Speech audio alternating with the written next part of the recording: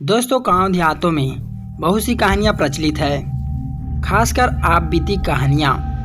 आप बीती यानी जो किसी न किसी के साथ घटित हो, जो बहुत ही डरावनी और बेहद रोचक होती है।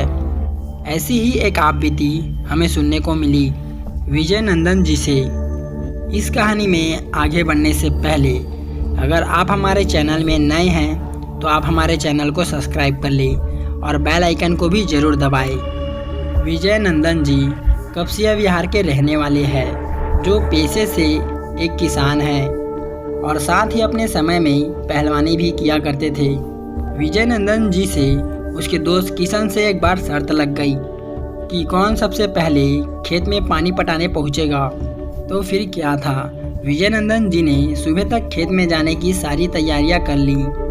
रात के 2 ही बजे थे और वो उठ गए। उन्हें लगा कि सुबह हो चुकी है, अब उन्हें निकलना चाहिए। उस समय घड़ी वड़ी का कोई चलन नहीं था, तो वो अंदाजन समय का पता लगाया करते थे। सर्द के होड़ में वो गांव की गलियों से अब वो बहियार आ चुके थे। बहियार यानी गांव की बाहर की जगह जहां सिर्फ खेत ही खेत होते हैं। सर्दी का मौसम था, चारों तरफ धुंध या कहीं कोहरा छाया हुआ था। विजय नंदन जी खेत में बने पगडंडे से होते हुए अपने खेत की ओर बढ़ रहे थे कि उनकी नज़र साइड के खेत पर पड़ती है, जिसमें वो औरत साग तोड़ रही थी। उसे देखकर विजय नंदन जी बोल पड़े, अरे ये कौन सा वक्त है साग तोड़ने का, कम से कम फरीज तो होने दिया होता। फरीज यानी पूरी तरह सुबह का होना। तभी वो हंसते हुए बोलते हैं, क्या तुम्हारी भी कोई शर्त लगी है। ये बोलते बोलते वो आगे निकल गए। वो कुछ दूर गए ही थे कि उन्हें लगा कि कोई उनके पीछे दौड़ते हुए आ रहा है। जब उन्होंने ये पक्का करने के लिए पीछे मुड़कर देखा कि वही औरत उनकी तरफ बड़ी तेजी से दौड़ते हुए आ रही थी, मगर वे औरत बहुत ही लंबी हो चुकी थी, साथ ही बहुत ही भयानक भी दिख रही थी। यह देखकर विजय नंदन जी के प्राण सूख गए। अब वे चुड़ैल विजय नंदन जी से कुछ ही दूरी पर आकर रुक गई।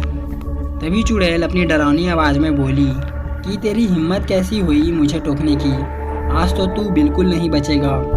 विजय नंदन जी को कुछ भी समझ नहीं आ रहा था कि वो अब क्या करे। वो अपने कदम पीछे लेते तो वो चुड़ैल अपना एक कदम आगे बढ़ाती। तभी उनका पाँव फिसला और वो वहीं गिर पड़े। उनके हाथ में एक कचिया थी जो उनके हाथ से छूटकर गिर गई। तभी चुड़ैल विजय नंदन जी के छाती पर आकर बैठ गई। विजय नंदन जी समझ चुके थे कि आज उनका आखिरी दिन है, अब वो नहीं बच सकते। कि तभी उनका हाथ उस गिरी हुई कचिया पर पड़ जाता है।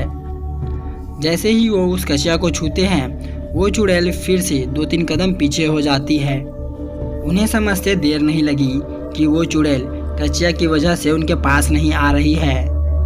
वो कचिया नहीं, मानो जीवन रक्षा अस्त्र बन चुका था।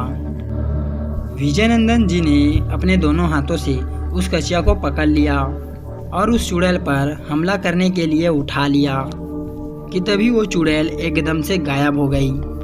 दोस्तों, कहते हैं कि ऐसी दुष्ट आत्माएं लोहे की बने चीज़ों से दूर रहती है, खासकर वो वस्तु पहने यानी सार्क हो। तो इस वीडियो में बस इतना ही।